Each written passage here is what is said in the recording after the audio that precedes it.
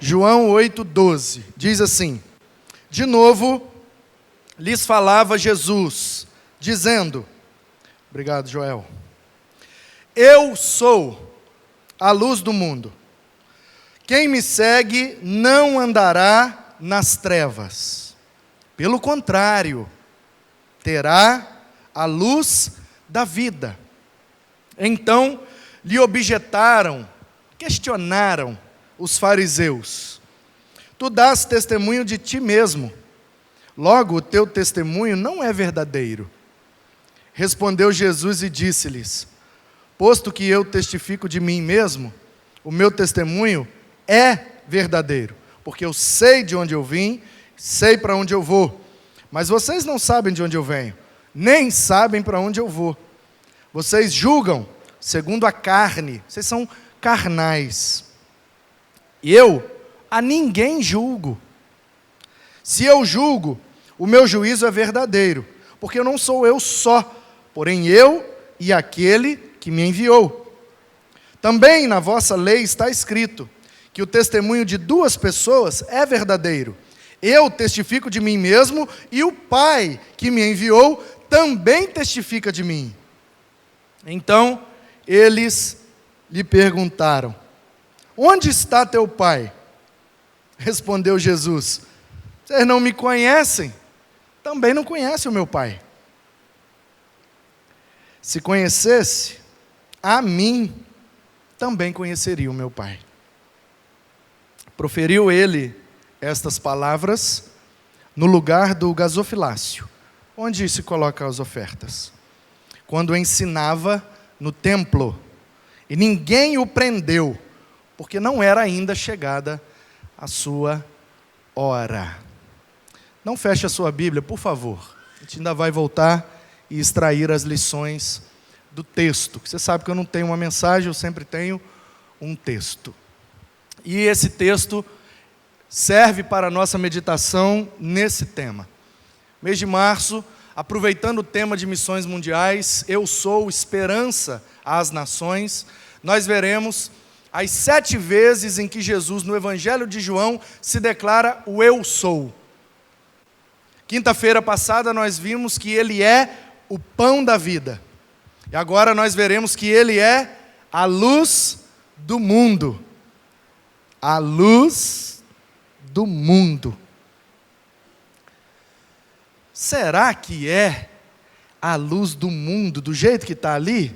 Será que Jesus é a luz que ilumina o planeta Terra? Será que essa expressão mundo aqui denota planeta, globo terrestre? Porque a expressão mundo, ela pode ser entendida de várias maneiras. Por exemplo, no Evangelho de João, lá no capítulo 3, verso 16, diz que Deus amou o mundo. Será que Deus amou o planeta Terra? Esse mesmo apóstolo João, escrevendo suas cartas para a igreja, ele diz que nós não devemos amar o mundo mais do que amamos a Deus. E aquele que ama mais o mundo do que a Deus, não pertence a Deus. Será que esse mundo é o planeta Terra? Aquele que ama o planeta mais do que ama a Deus, não é digno de ser chamado filho de Deus?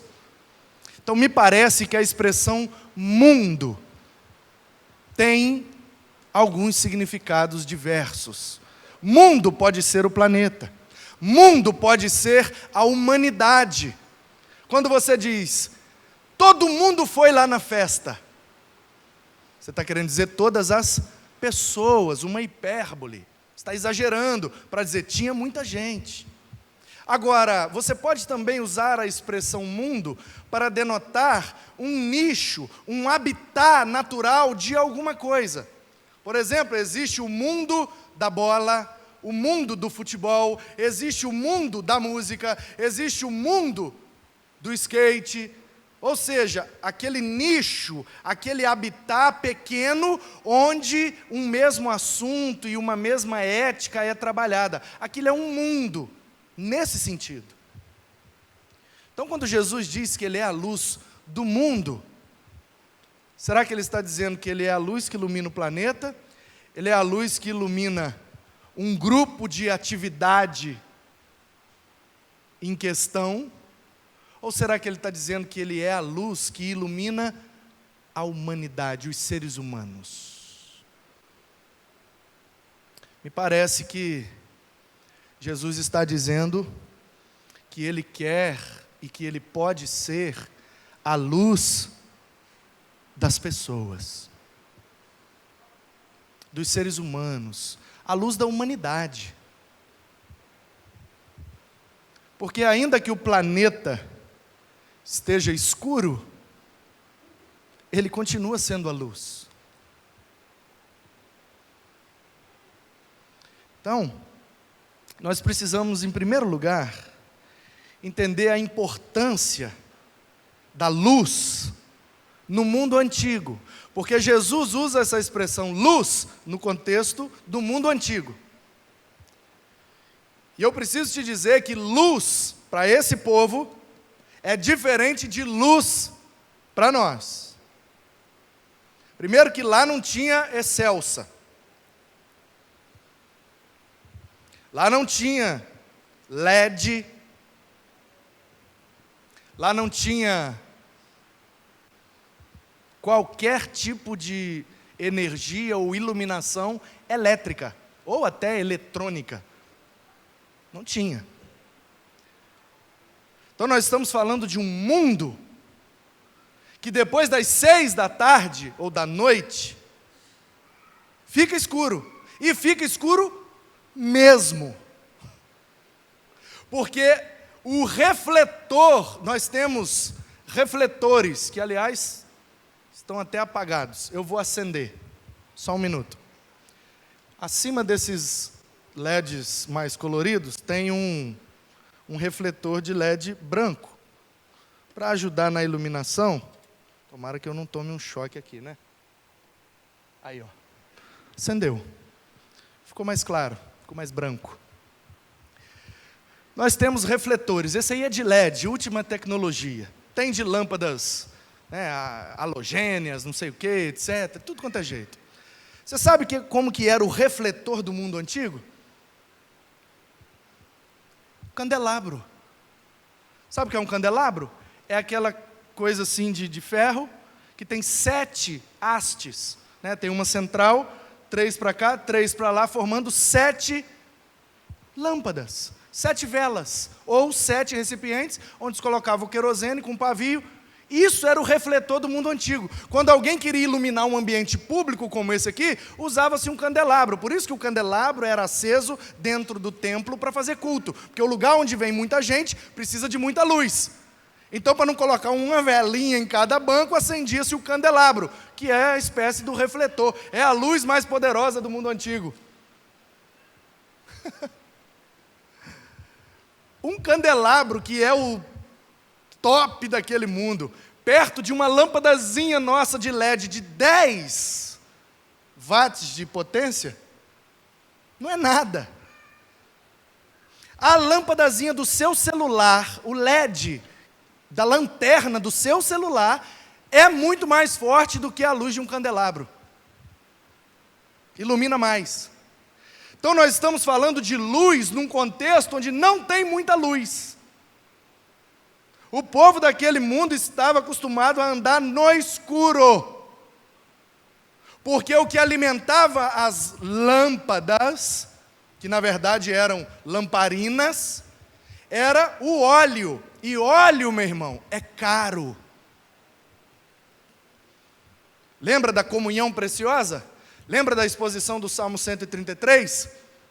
Tão precioso quanto o óleo que ungiu Arão, o primeiro sacerdote. O salmista faz o uso da figura do óleo para dizer que a comunhão dos irmãos é muito preciosa, exatamente porque cada gota de óleo naquele mundo vale muito dinheiro. Então, custa muito caro deixar uma lâmpada acesa.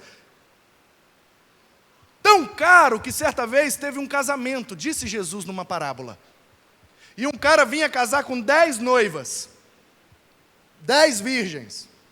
Naquele contexto, naquela cultura, eles casam com um monte de mulher. Não quer dizer que Jesus está dizendo que isso é certo. Ele está contando uma história de acordo com o costume e a cultura do povo.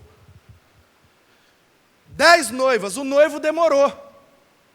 Elas estavam no lugar do casamento, como não tinha lâmpada e os casamentos eram feitos nos terreiros, espécie de quintais da casa onde está acontecendo e onde a família está casando. Geralmente a família da noiva sediava a festa, e por isso que o noivo vinha para pegar a noiva, dando o dote ao seu pai e depois levava.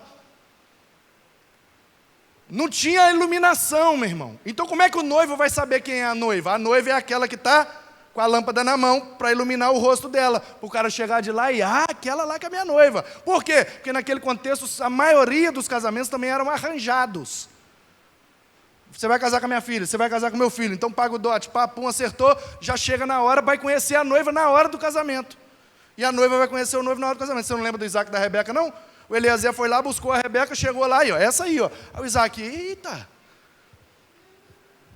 É essa aí, meu irmão, pula na bênção. Né? Cada Isaac com a sua Rebeca. Então diz a parábola das 10 virgens, que acabou o óleo. Demorou tanto que acabou o óleo. 5 foram sábias, trouxeram o óleo reserva. 5 foram nécias, foram loucas, não tiveram sabedoria, não trouxeram óleo extra e não tinha como conseguir na hora. Por quê? Porque óleo é caro, é difícil de conseguir. Ficaram de fora do casamento. É óbvio que Jesus estava usando essa parábola para falar de algo escatológico, soteriológico, mas eu apenas aproveitei a situação social para te mostrar que o mundo bíblico é um mundo que anda em trevas, não no sentido de trevas de pecado, trevas de corrupção, trevas de falta de luz mesmo. Não tinha poste na rua, meu irmão. Está entendendo ou não?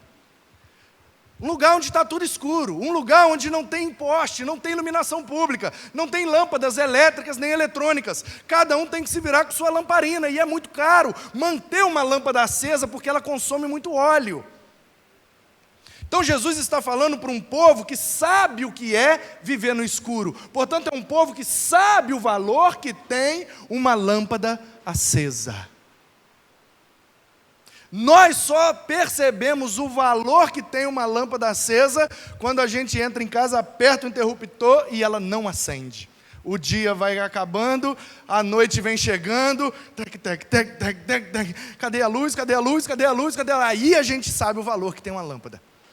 Só quando a gente fica no escuro. E Jesus está olhando para aquele povo, em trevas físicas, trevas materiais, trevas por ausência da iluminação, da luz, da lâmpada, e também em trevas por falta de iluminação espiritual. Um povo carnal, um povo sem a iluminação do Espírito, que não conseguia entender ou discernir as questões espirituais por falta de luz.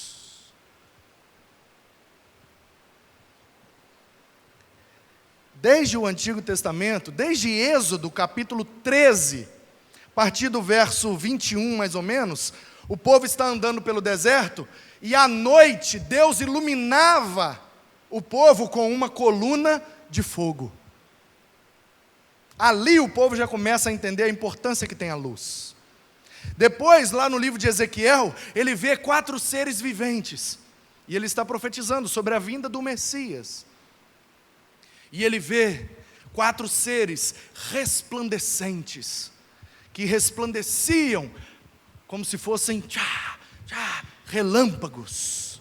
Ezequiel capítulo 1, a partir do verso 4.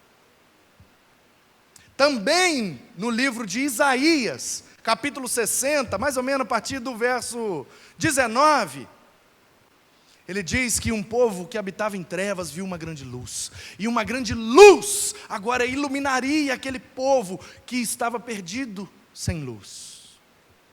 Também Zacarias, capítulo 14, a partir do verso 5, 6, 7, Zacarias vai dizer que a humanidade perdida, sem Deus, é como um povo que anda no escuro sem luz. E até o Malaquias, nós vimos aqui em mês de janeiro, Jesus é o sol da justiça. Malaquias capítulo 4, verso 2, falando também sobre a vinda de Jesus, o profeta diz que ele será o sol da justiça, iluminará e julgará todas as coisas. Quando eu era mais novo, juntei dinheiro e estava para comprar um carro.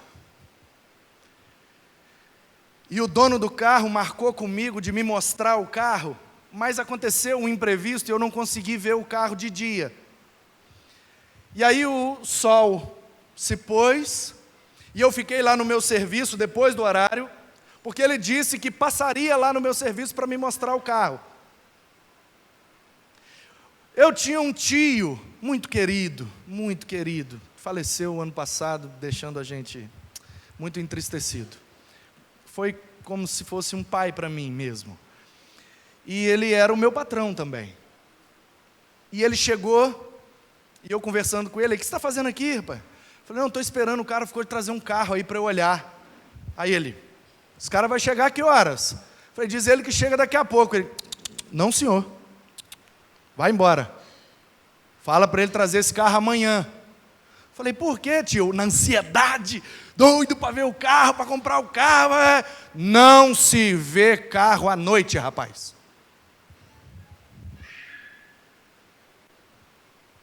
20 anos de idade. Eu sei tudo, né? Por que não se vê carro à noite? Porque se o carro estiver cheio de massa, se o carro estiver todo torto, se o carro estiver cheio de defeito, como é que você vai ver sem luz? Carro se vê de dia. Aí eu,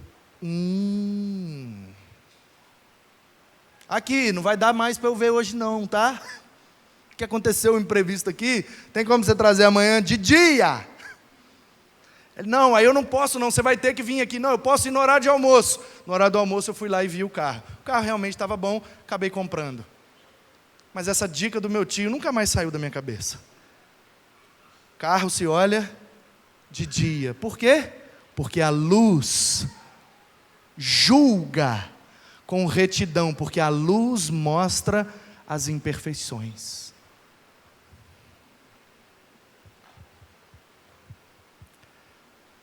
Pessoas que têm vidas duplas, triplas, quádruplas, pessoas que se escondem atrás das lanternagens da vida, das maquiagens da vida, geralmente são pessoas que têm medo da luz.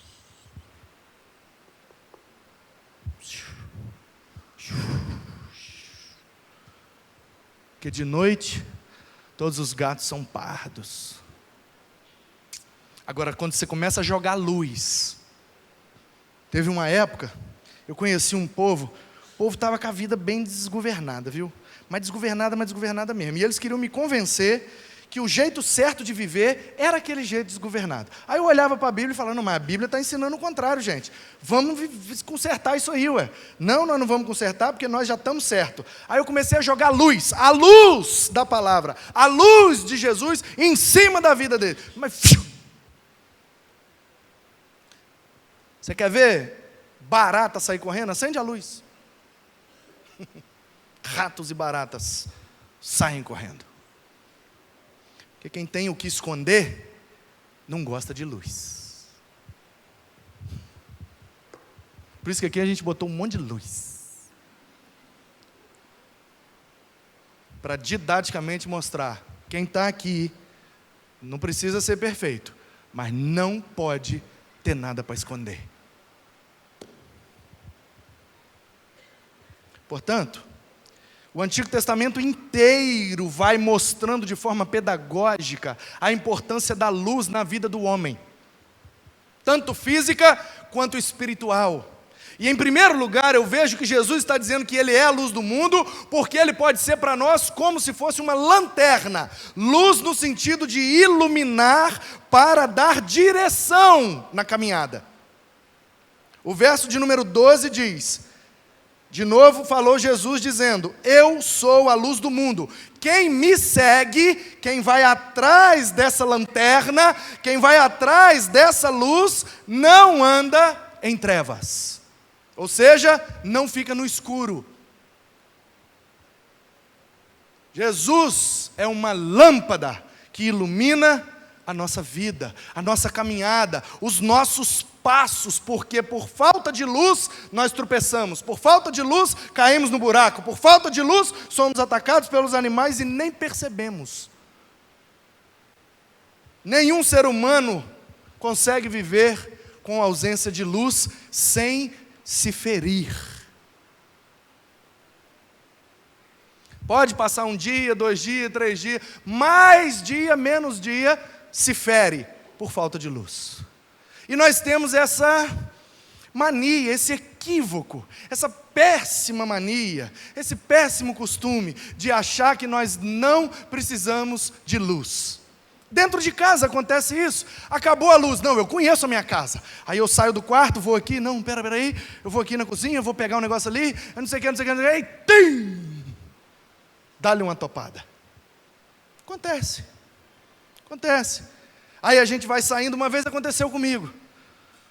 E olha que eu fui skatista profissional. Tomei-lhe um tombão no corredor de casa. Saí do quarto, acabou a luz. E você está acostumado com a luz, quando acaba de uma vez, dá aquele breu assim, né? E aquele tempo não tinha lanterna no celular. Hoje em dia é fácil, né? Você vai lá no celular, lanterna, tá de boa. A gente nem compra vela mais, né? Naquele tempo não. Acabou a luz, corre lá na cozinha, em cima da geladeira, tem uma vela e uma caixa de fósforo. Vai eu, Manuzinho era pequeno, deixou um monte de Hot Wheels no corredor, meu irmão. Hot Wheels é aquele carrinho de ferro, assim, ó. Eu fui, vou no Hot Wheels e pei no chão. Vontade de zunir aqueles Hot Wheels lá na rua. Entendeu? Mas eu passei aqui durante anos. Pois é, meu irmão, é porque na falta da luz tem um obstáculo, tem uma armadilha, tem algo que você não vê por falta da luz e você cai. Jesus é a luz, em primeiro lugar, porque Ele quer ser essa lanterna. Ele quer iluminar para que eu e você não caiamos nas armadilhas da vida. Em segundo lugar, Ele quer ser a luz no sentido de nos fazer nascer. Nascer de novo. Quando uma mãe gera um filho, a gente fala que ela deu a luz. Esse A aí tem crase. Porque A de artigo é a excelsa que dá. A excelsa que dá a luz. Uma mãe dá o bebê que está lá no escuro, quando ele sai, ela dá a ele a luz. Entendeu? Ele saiu para a luz. Então, dar a luz significa gerar uma vida, botar uma criança para fora, dar a luz, né, Esther? Daqui a pouco você vai dar a luz, essa coisa linda que está na barriga ali, ó. E nós vamos, é de Deus, daqui a pouco. Paola, cadê Paola? Vai dar a luz, né? O Vicente vai ser dado a luz lá do hospital, mas a luz. Então, dar a luz significa nascer, experimentar uma nova realidade. O bebê está na barriga, ele tem uma realidade, ele é totalmente dependente da mãe. Quando ele é dado à luz, ele agora passa a ser responsável por si mesmo. Se não tiver ninguém para cuidar, vai morrer. E ele vai crescendo e vai aprendendo, e ele está agora diante de uma nova realidade. Agora ele não se alimenta mais pelo cordão, tem que comer, tem que beber. Então Jesus é a luz, porque Ele também quer nos levar a uma nova realidade, nos fazer viver uma nova vida, a gente sair dessa mesmice, desse mundinho nosso, desse nosso casulo que a gente se enfia, e muitas vezes não vê quão maravilhoso é a luz do lado de fora. Deixa Jesus, meu irmão, te dar a luz. Deixa Jesus te transportar dessas trevas morais, espirituais, éticas. Deixa Jesus te tirar desse ventre de escuridão e te trazer à luz, que é a presença dEle. Jesus é a luz, porque Ele direciona a nossa vida. Jesus é a luz, porque Ele nos transporta para outra realidade, nos gera de novo, nos regenera, aleluia. Jesus é a luz, porque Ele também quer iluminar o nosso ser. As pessoas que têm uma espiritualidade desenvolvida, são chamadas de iluminados. Tem até um filme, não tem? O Iluminado. É um filme meio de terror, não é? Meio tenso, meio coisa. O Iluminado. O menino tem um negócio diferente nele. E aquele cara, você viu como é que ele faz aquele negócio? Nossa, aquele cara é um iluminado. Tem um negócio diferente. Tem um negocinho assim a mais, é um iluminado. Então Jesus é a luz do mundo para nos direcionar, porque quem anda atrás dele não fica no escuro. Jesus é a luz do mundo para nos fazer nascer de novo, porque terá a luz da vida. Jesus é a luz do mundo porque Ele quer nos iluminar, quer nos dar uma nova dimensão de espiritualidade, para que todos nós sejamos diante dEle iluminados. Aconteceu um problema, o que eu faço agora? Ai meu Deus, olha só irmãos, eu acho que a gente vai resolver desse jeito, desse jeito, desse jeito. Nossa, mas como que esse irmão foi iluminado para dar uma resposta dessa? Para dar uma direção dessa? Para dar uma ideia dessa? Como ele foi iluminado por Deus? Jesus é a luz e Ele quer iluminar a gente. Do verso 13 até o verso 19 mais ou menos, os caras estão questionando Jesus, que Ele está falando dEle mesmo. Mas você está dando testemunho de você. Não, rapaz, eu estou falando e meu pai também está falando. São duas pessoas. Na lei de vocês não está escrito que pelo testemunho de duas pessoas pode ser considerado verdade? Então tem uma pessoa aqui e outra pessoa lá, ó. São dois. Mas quem é o seu pai? Onde está o seu pai? Aí provavelmente vocês deviam estar pensando, esse cara veio lá de Nazaré, rapaz. Esse cara é filho do Zé, aquele carpinteiro. O pai dele é um carpinteiro. O que ele está dizendo que o pai dele... O povo não estava iluminado. O povo não estava entendendo que Jesus estava falando de questões espirituais e não de questões carnais. Portanto, Jesus é a nossa luz, porque Ele pode nos iluminar, iluminar o nosso ser, iluminar a nossa alma, iluminar a nossa consciência e nos fazer perceber coisas que esses olhos não percebem. Jesus quer iluminar a sua vida, meu irmão. Ele quer te dar direção, Ele quer te levar a uma nova realidade, Ele quer te iluminar para você discernir as coisas com mais clareza, e Ele quer também te dar mais conhecimento, porque luz também significa conhecimento, é um símbolo para o conhecimento. Muita luz, tanto que o período da humanidade de 1000 anos, onde ninguém ficou com Bíblia, ninguém ficou com livro, ninguém era estimulado a estudar, foi chamado de Idade das Trevas.